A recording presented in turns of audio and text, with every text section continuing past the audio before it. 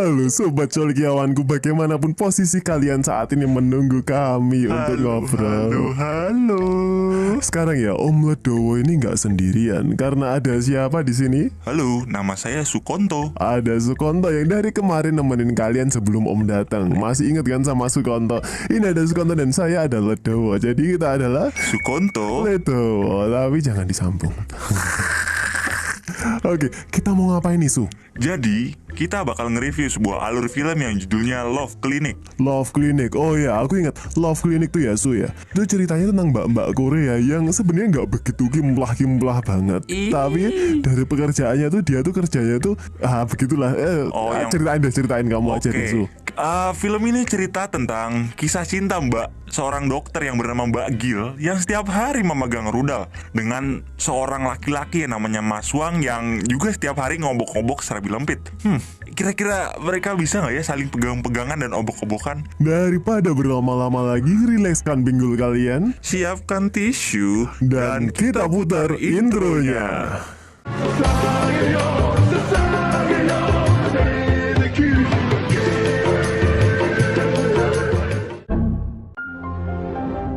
Di awal film, kita akan berjumpa dengan Mbak Gil, seorang dokter ahli rudal dan dalam-dalamnya. Tampak ia sedang bekerja dengan mengobok-obok anus pasiennya. Namun sebelum itu, kita juga akan tahu bagaimana alerginya dia terhadap makanan pedas. Bahkan, ia pun harus dilarikan ke rumah sakit setelah bertukar jigong dengan pacarnya yang habis makan pedas. Aduh, gimana ceritanya?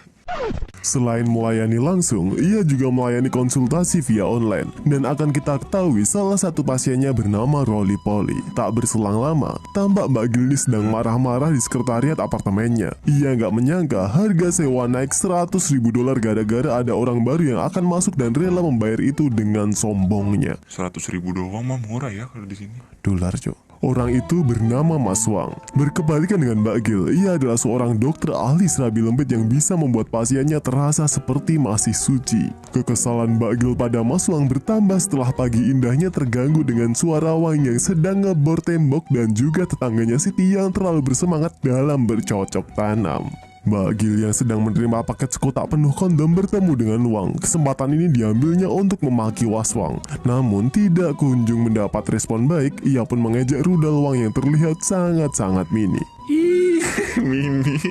Hari berganti, Mbak Gil sedang menerima konsultasi dari pasien online-nya, Rolly Polly. Ia mengeluh bahwa selama ini ia tidak bisa terangsang pada wanita. Belum sempat dijawab, tiba-tiba HP Mbak Gil berdering. Ternyata malam ini pripiannya mengajaknya makan malam. Hati Mbak Gil pun melayang-layang terbang jauh ke angkasa. Malam yang dinanti telah tiba. Mbak Gil disambut senyuman manis pripiannya.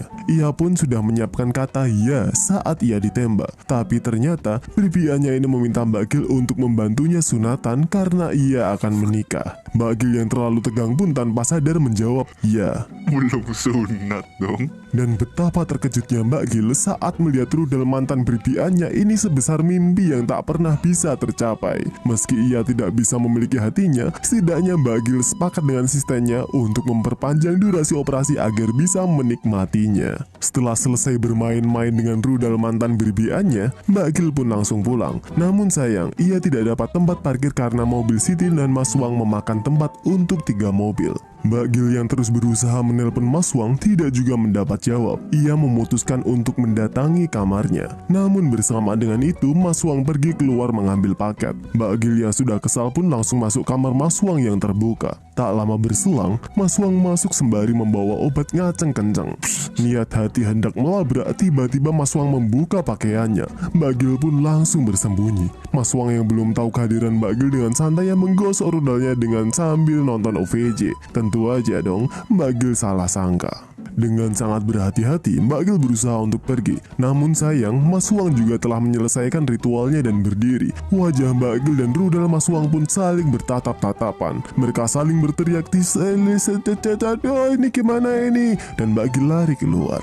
Sementara itu di tempat lain, Siti dan fotografernya yang suka main pedang-pedangan terus mengorek informasi agar bisa bercocok tanam dengan Mas Wang. Sepertinya sawah Siti ini memang selalu basah. Kembali ke Mas Wang, ia telah mendirikan klinik baru yang berada tepat di sebuah klinik Mbak Gil. Dan baru ia menyadari bahwa Mbak Gil adalah dokter konsultasinya selama ini. Ternyata Mas Wang ini adalah roly-poly. Tak berselang lama Mbak Gil datang. Sejak saat itulah mereka menjadi sering cekcok dan saling sindir. Tak disangka, Mas Wang juga mendatangi warung jamu yang sama dengan Mbak Gil. Ia pun terpaksa duduk semeja dengan Mbak Gil dan tentu saja cekcok kembali terjadi. Hingga tanpa sengaja, Mas Wang menumpahkan makanan di gunung kembar Mbak Gil sebelah kiri. Mas Wang yang berniat baik langsung mengelapnya, tapi dengan tegas Mbak Gil menamparnya dengan wajan. Niat baik kadang tidak disambut baik. Baik kadang juga enak-enaknya kok. Gak habis di situ, Mas Wang yang niat baik meminta maaf tiba-tiba terpleset dan tak sengaja melorotin roknya Mbak Gil hingga bokong palsunya terlihat. Dan kali ini sepatu yang bersarang di wajah Mas Wang. Sore harinya, Siti sedang berbelanja di Indomaret sembari teleponan dengan fotografernya membahas Mas Wang. Dan betapa beruntungnya ia, Mas Wang juga belanja di sana. Tanpa ragu, Siti langsung tancap gas. Tadinya Mas Wang tidak tertarik, tapi setelah ada Mbak Gil, Mas Wang pun pura-pura mesra dan membantu Siti berbelanja. Selesai belanja, Siti terus mencoba agar Mas Wang bertahan di kamarnya dengan memasak. Terlihat di sini betapa agresif dan betapa basahnya sawah milik Siti. Namun Mas Wang tidak tertarik. Nggak dulu, Dek. Ya, Su. Hari-hari terus berganti hingga tiba hari Siti kembali menelpon Mas Wang untuk mengajak makan malam. Mas Wang pun dengan ragu mengiyakannya. Ia kemudian tanya nih sama Siti apakah ia sedang berolahraga. Dan Siti pun menjawab iya, padahal ia sedang bercocok tanam. Mas Wang akhirnya bertemu dengan Siti. Namun karena tabah imannya, Mas Wang langsung meninggalkan Siti yang sawahnya sedang becek-beceknya. Nggak dulu, Dek. Ya, Su. Di perjalanan pulang, Mas Wang bertemu dengan Mbak Gil yang hampir dihajar karena mabuk di warung jamu kaki lima. Ia terpaksa mengaku sebagai pacar Mbak Gil untuk melindunginya. Dan Mas Wang pun rela menerima hantaman dari para lawan Mbak Gil ini. Singkat cerita, Mbak Gil terbangun di kamar Mas Wang. Betapa terkejutnya ia melihat banyak bercak darah di kasur. Ia yang mengira telah mendapat program tanam paksa pun langsung menyerang Mas Wang. Namun tiba-tiba ia keinget kejadian semalam dan ia langsung pergi karena malu. Mas Wang terus terbayang-bayang saat menolong Mbak Gil di kamarnya. Saat akan berdiri, Mas Wang tiba-tiba terjatuh karena rudalnya nyangkut di meja. Dan inilah pertama kalinya rudal Mas Wang dapat berdiri dengan kokoh lagi. Tak disangka, Mbak Gil diserang oleh owner Serabi Lempit yang tidak terima rudal suaminya diperbesar. Mas Wang dengan cepat langsung menolong dan lagi-lagi ia harus menerima hantaman dari ulah Mbak Gil. Mbak Gil berterima kasih dan meminta maaf pada Mas Wang. Ia pun bertanya apakah Mas Wang tidak malu dihajar owner Serabi Lempit. Mas Wang berkata bahwa ia hanya ingin melindungi. Kata-kata ini terus terbayang di hati Mbak Gil. Malamnya, Mas Wang membantu Siti mengganti lampu di kamarnya. Siti memanfaatkan kesempatan ini untuk segera nemplok di pangkuan Mas Wang dan bergoyang. Namun, kali ini Mas Wang berkata jujur bahwa ia impoten. Siti yang baik hati pun dari hari demi hari terus mencoba agar rudal Mas Wang dapat berdiri kokoh dengan cosplay berbagai macam karakter. Roly-poly pun juga terus berkonsultasi pada Mbak Gil, tapi semangat rudalnya tidak juga muncul. Siti yang sudah tidak tahan akhirnya bercocok tanam dengan pacarnya di mobil pinggir jalan. Singkat cerita, hubungan Mas Wang dan Mbak Gil semakin dekat. Mereka dinner sembari menyaksikan kembang api. Mbak Gil pun semakin bahagia karena ia dapat telepon ayahnya besok akan datang. Namun saat akan pulang, lagi-lagi Mas Wang terjatuh karena rudalnya tersangkut di meja. Aku terus dari tadi, deh. Kui kedira kau yang menamu. Maaf, Bang. Esok harinya, Mbak Gil dengan semangat datang ke restoran. Namun ternyata ayahnya tidak hadir karena ada jumpa pers di Amerika. Ia pun langsung meluapkan amarah itu pada ibunya karena selama ini ia jadi dokter kronologi. Urologi nggak nih? Kontol nih. Apa nih sing sekontol itu?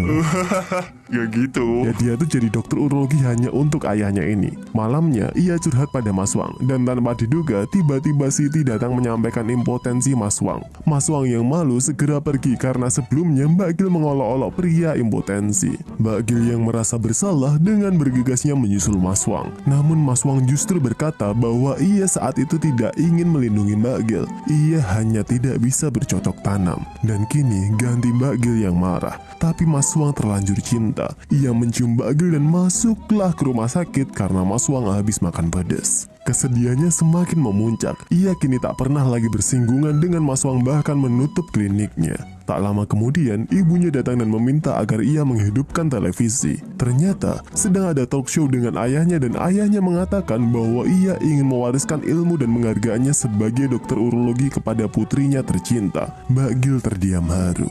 Tak lama berselang, tetangga apartemennya ada yang hendak melahirkan. Mbak Gil pun bergegas menolong dan meminta bantuan Mas Wang sebagai ahli. Namun selama berada di dalam ambulan, Mas Wang terdiam kaku mengingat trauma kegagalannya hingga berakhir kematian. Ya tapi kan terakhirnya kan mati juga. Oh iya benar. Sebelum dia trauma. Oke. Kok protes WTW? Maaf bang. Mas Wang terbangun dari lamonannya berkat Mbak Gil. Dengan sekuat tenaga, ia turun tangan membantu ibu itu hingga melahirkan. Betapa bahagianya Mas Wang, namun Mbak Gil tiba-tiba telah menghilang. Mas Wang mencari Mbak Gil namun tidak kunjung mendapat respon. Hingga akhirnya ia menggunakan toa untuk berbicara dari lantai bawah ke arah kamar Mbak Gil. Di sana, Mas Wang menyatakan cintanya. Ia pun juga mengaku bahwa Mbak Gil mampu membangunkan rudalnya yang sudah 7 tahun tertidur.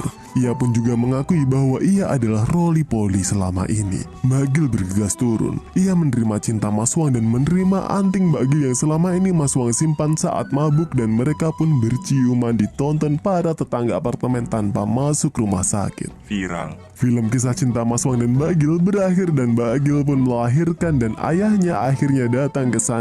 Dan tak lupa mereka rajin bercocok tanam. Ya ampun, sungguh pasangan yang sangat romantis. Wih. Ya satunya itu ahli urologi, ahli apa jenenge perudal-rudalan batang-batang singkongan gitu, ahli memperbesarkan. Yang satunya ahli dalam memproses serabi lempit. Jadi kayaknya setiap hari itu mereka bisa proses supaya kerasa seperti pengantin baru gitu ya. Ya tapi kan emang pekerjaannya gitu. Ya maksudnya kan itu kan bisa dimodifikasi sendiri sama suaminya, istrinya bisa modifikasi suaminya gitu toh. Oh iya, siapa tahu kan si cewek ini bisa merubah manuk suaminya jadi bentuk apa gitu, bentuk lampu tidur, apa bentuk celengan. Iya gak sih? Kalau celengan berarti yang dimasukin. Nah iya itu, kan ada lubangnya kan lubangnya kan segaris gitu. Tapi entahlah itu apa teknologi sudah bisa sampai membuat hal itu, entahlah. Oke, mohon maaf semuanya apabila omongan ini agak jorok, dan apabila kalian nggak paham tadi apa yang diomongkan oleh Sukonto ini, wajar aja karena pasti akan banyak sensor. Oke, kita masih menjadi anak yang baik di sini. Amin. Om masih menjadi anak yang baik, dan di Sukonto juga masih ada anak jiwa-jiwa baiknya juga masih ada. Jadi kita akan bahas film-film bokep berikutnya di film berikutnya. See you, dadah. Bye bye, stay safe, jaga kesehatan ya.